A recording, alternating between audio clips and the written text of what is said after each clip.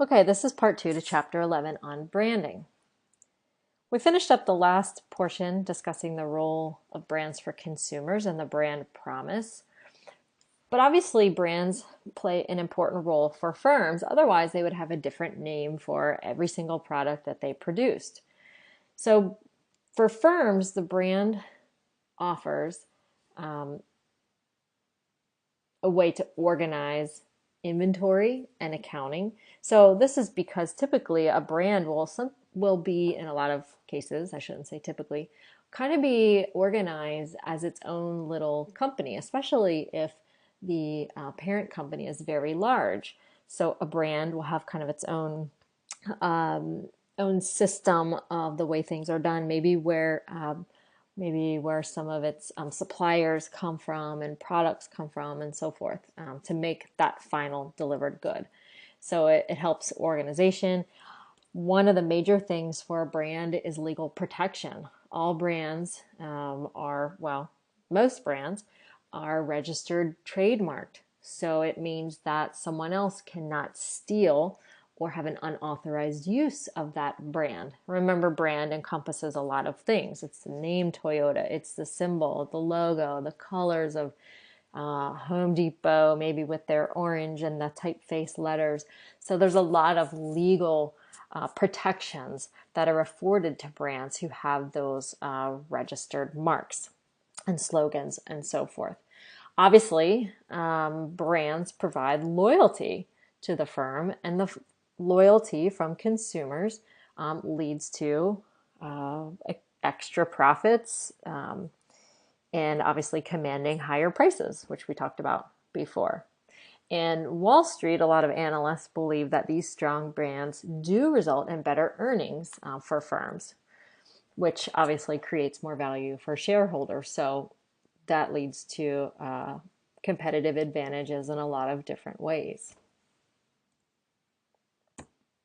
Now let's talk about the scope of branding. What does branding actually include? Branding is really about creating differences between products. In a communist society, they really don't have the reason to brand products. Everything is the same. Maybe the government provides all the same kind of bread and cheese and milk, etc. But if you go into your Kroger store or your Walmart, you're going to see about 6 to 10 different varieties just of milk and breads. So it's about creating differences. And the reason there's so many different varieties is that sometimes, companies do compete head to head. Sometimes the brands are identified within certain segments of the customers. But marketers need to be the ones who teach consumers who the product is.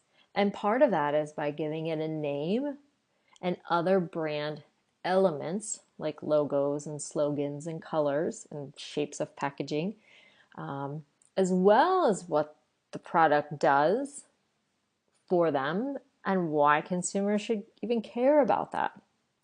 So if you think about all those things, really what it's done is branding is about creating some kind of mental structure or associations in the minds of consumers where they organize what they know about products and services in some type of kind of network of activation about if they see a color or a typeface or a character, maybe, that they automatically have associations about that brand and its products. And that helps consumers make decisions about what to buy and clarifies what that particular product will do for them. And that provides value back to the firm. So, branding is endowing products and services with the power of a brand. And the brand, right, quote, brand, it really is about what does the consumer think and feel. So that's why we say the brand itself resides in the minds and hearts of consumers. Now, that doesn't mean that the marketer has no impact on it. The marketer is creating this brand and influencing through communications how consumers think and feel about their products and the brand. And I use this picture of Messi because brands are people too, and people are frequently used to elevate brands. Um, so if you think about some of the sponsors for professional soccer and think about sports marketing and the people that certain brands attach themselves to, it's because these people, athletes, are really effective brand endorsers. They contribute to how people feel about the brand because how they feel about the person rubs off onto the brand itself. Here's Bo Jackson, if you didn't know who this was, and he's one of the most iconic figures from sports in the, I guess, late 80s, early 90s, and you don't really see him anymore. I think he's losing some identity from younger generations. But at the time, I mean, he was really one of the first people who was used extensively in sports marketing. And it's because he was believed to be, and arguably, I think a lot of people still would say, he's the greatest athlete, most well rounded, most athletic human being to play sports. So just seeing him in connection with brands really brought a lot to the brand. And you may be looking at this Nike ad and going, well, Nike's a really powerful, strong, everyone knows that. But if you go back into the 80s, Nike was really an emerging brand, didn't have the same power and scope that it does today, and equity. And Bo Jackson was part of building that brand equity. Okay, people had a feeling about Bo Jackson and how great he was, and that contributed to how they felt in their minds and hearts about Nike.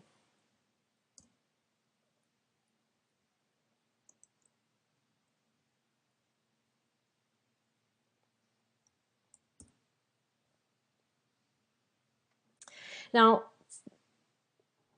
you may think about some products and some brands and go, "Oh, I know that product because they make the best performing, car, or they get the best gas mileage, or whatever the case may be."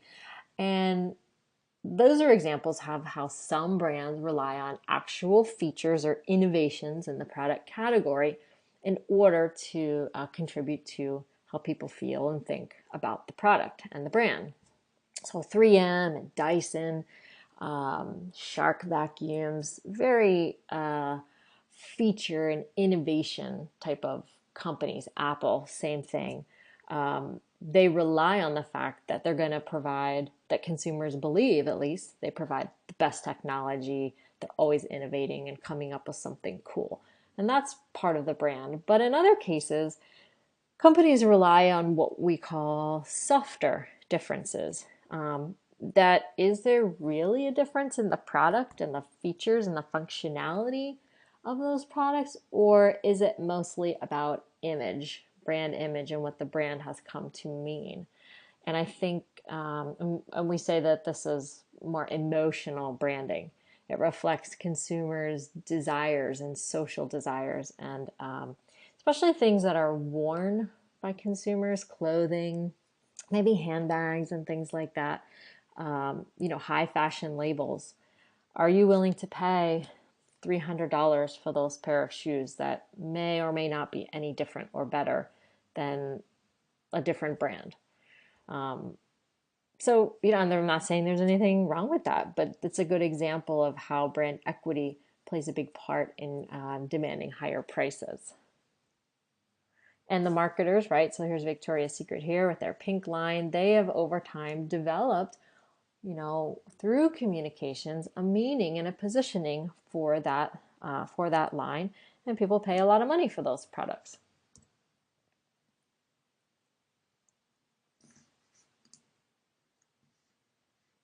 So brand equity then is the added value endowed to products with consumers, meaning that you're going to pay more for it, be more loyal. If something happens, the brand is less likely to suffer in a crisis.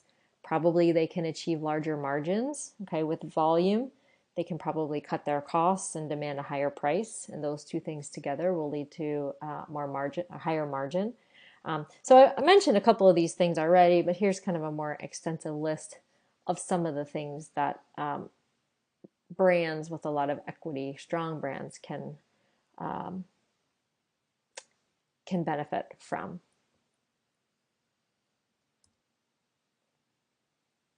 Now, there's also this term called customer-based brand equity. And this is used to define the effect that consumer brand knowledge, right, what they know about a brand, or at least what they perceive about a brand, has on their response to marketing efforts of that brand. And that deals mostly with, willingness to buy or try new varieties and things like that. And I'll use the example here of Dyson. Dyson has a slogan that says, it never loses suction. And I don't know if you have owned or have ever used a Dyson vacuum cleaner. We've had a Dyson for over 10 years, and even though we've never repurchased one, we have bought one Dyson and that's it. I know with confidence that if our vacuum cleaner died, we would buy another one. It was a very expensive vacuum, and you think, do I really need something that cleans my floor that costs, $500? But when you have kids and pets and, you want to get all that stuff up, your vacuum becomes a really important part of your life, and you want it to work for a long time. So when they say it never loses suction, I believe that brand promise, and I do perceive Dyson as being a superior vacuum. So those are things that become part of my brand knowledge because I've used the product for a long time. And if Dyson went on sale for like a really good deal, I might actually go buy one as a backup or keep one in the basement, because I really do believe it, and they reinforce it through some of these marketing tactics, and they show some kind of fun commercials, and I think I have an ad later for you. So to kind of relate to that, I mean, there's a lot of different vacuums on the market. There's Dyson, there's Shark, but then there's your typical Bissell, and the price difference is quite extreme between the two. And then I don't know of a generic vacuum, maybe there is one somewhere, but it does affect, right? Your knowledge about that product goes back to the brand and then how much you may be willing to pay. So as a similar example, what would be your price point for each of these shoes? Here's your Nike shoe, a similar Reebok shoe. This is a Reebok shoe. And I don't know what this is. Right? When I do this in the classroom and I ask students to write prices down, most of them give the Nike the highest price point that they'd be willing to pay. And Reebok is usually a little bit behind, and this one is usually around $15. First of all, in my opinion, kind of an ugly shoe. But in any case, they're like, well, we don't know what that is. Like, we don't know what to expect from that. We don't know. And it may actually be a branded shoe, but you can't see it here. So they don't know, so it's not worth much. Okay, so that's why customer or consumer-based brand equity is a good predictor of purchase intentions. And like I said earlier, price sensitivity. So going back to the brand promise, and I know this part of it is a little bit scattered because we did mention brand promise before, but this is why it's equitable. The brand promise is the marketer's vision, right? So what is it that we are going to tell and promise to consumers that we'll do for them? So again, here's some of the Dyson stuff. No loss of suction, no awkward moves, outstanding suction power, right? So it's all about sucking dirt. That's the brand promise. We'll never stop sucking dirt. And then they use imagery and messaging and communications like this one. It's kind of clever, it's funny, makes you think about it. But again, it's all about suction.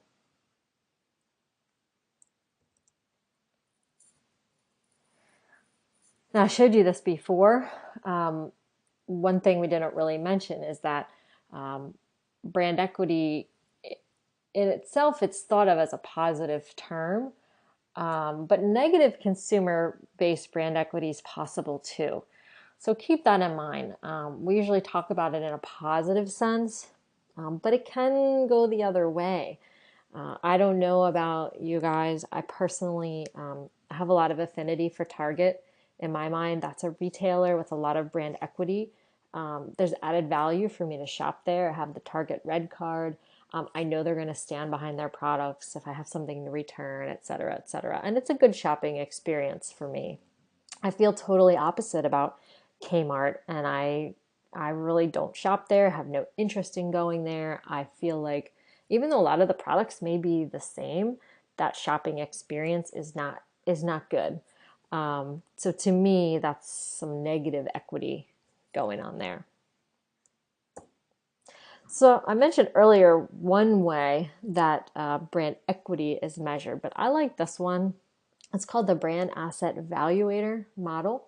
And what they use is these four pillars. And this is developed by an ad agency called Young and Rubicam, or YNR is what you may see.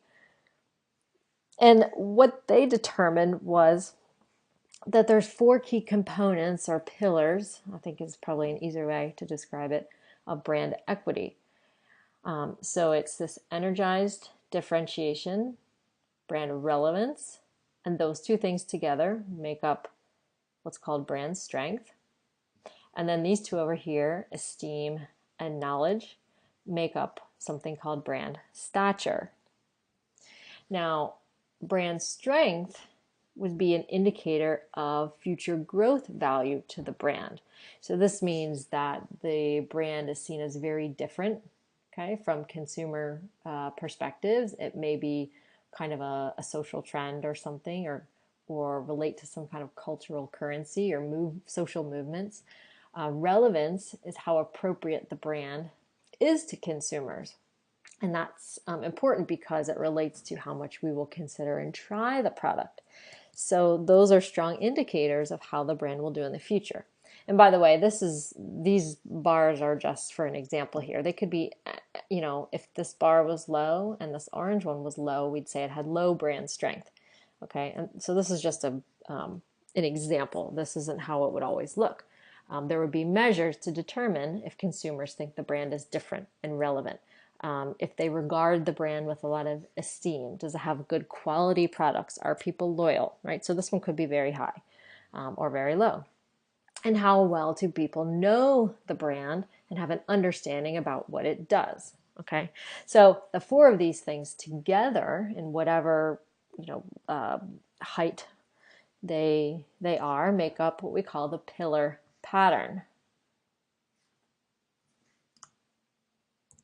So some things to point out from this, and this is kind of why I like it, because I think it's simple and straightforward. This particular pattern shows pillars for a strong new brand. So a new brand, a couple years old, might look something like this. Think about Uber or Lyft or one of those types of companies. They probably have a pillar pattern that looks similar to this one. And that's because the brand is different. Okay, they do things that are new in our society, right? There's some cultural currency, right? Consumers are changing how they want to get around. The brand is appropriate and relevant to people because we're busy. We need to get from place to place. And the millennials are driving a lot of these kind of new tech opportunities. But at the same time, so there's a lot of strength in that brand. Future growth is good. But at the same time, they haven't really been around long enough for us to know enough about or to assess quality or be loyal. Right now, there's a lot of switching between Uber and Lyft. People don't seem loyal to one or the other.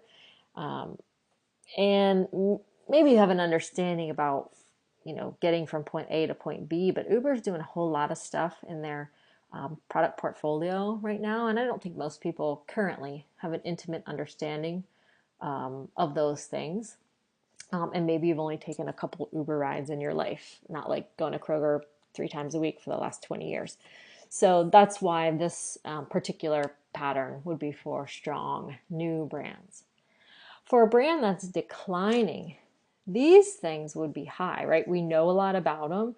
We think they make good products and people are loyal, but maybe then these would be low. We would say, they're kind of becoming outdated. They're not as relevant to the way consumers behave and act anymore, not very relevant, right? So that would be considered probably a declining brand if that pattern was different? Oh, there's my Uber logo. So how do we build brand equity then, right? I mean, that's kind of the golden question with the golden answer, I suppose. And that's what marketers spend a lot of time doing is building brand equity. Part of that comes from identifying and communicating and developing with consumers, the right consumers, okay, a particular kind of circle of brand knowledge. What do we want consumers to know about our brand? And so all of the brand related contacts or way that the brand touches consumers or consumers' lives are very important. So they say, your book says, and I think I would agree, that there are some main, what we call brand equity drivers, or things that lend very strongly to building brand equity. So those three things are brand elements and identities. Okay, those are the trademark pieces, like the Apple logo. Okay, the things that are easily recognizable that people remember. Okay, that they like. And then there are marketing activities, right? Anything that the company does to communicate or connect with consumers can affect that brand knowledge, right? And then other types of association that survive in a consumer's memory. So just thinking about Apple, these are just some of the things that came to my mind with Apple in terms of these brand equity drivers. And you may have other things that you think of. You might remember, I'll take it away in a second, these two guys. I consider them the other associations for a long time. And they don't do this anymore, but you probably can remember the marketing activities. And people would associate then, right, like the kind of nerdy business suit guy, he's the PC, and the younger kind of hip, more modern guy, he's the Mac. So they really created that other association that I think was kind of fun. Oops.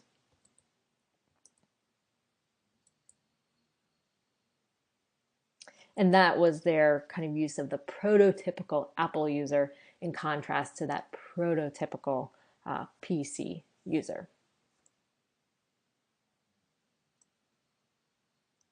Okay. So let's talk for a second about some of those brand element choice brand elements. All right. So brand elements are made up of these 6 things. Okay. The brand element, or these are the criteria, sorry, to make up good brand elements. So the brand should be memorable, something that people can recall. Okay. It should be meaningful. And that is to say that it should say something about what the products do. And that's not always the case, by the way, but it should be protectable. So it should be a word or slogan or have some symbolisms that can be legally protected. It should be adaptable, meaning that it can be easily changed or updated to modernize. It should be transferable, and that relates mostly to brand extensions, category extensions, that it wouldn't be totally out of place if the brand decided to launch into a different category. And it should be likable. And these are the things that help leverage and preserve brand equity against challenges that may come in the marketing environment. I like to use Febreze in this example because I like the name. It's memorable, it's meaningful, it's been very transferable to different categories within the scent industry. It has been protectable. It's a word that the company, Febreze is a P&G product. It's a word that they created, so completely protectable. I guess people like it. I don't hear anybody saying they don't like it. And it's adaptable. They've actually changed this logo quite a few times, but very subtly. It's been a very subtle way. So Febreze is a good example of this being a pretty good brand, and Febreze has quite a bit of brand equity. I'm going to skip this one for now.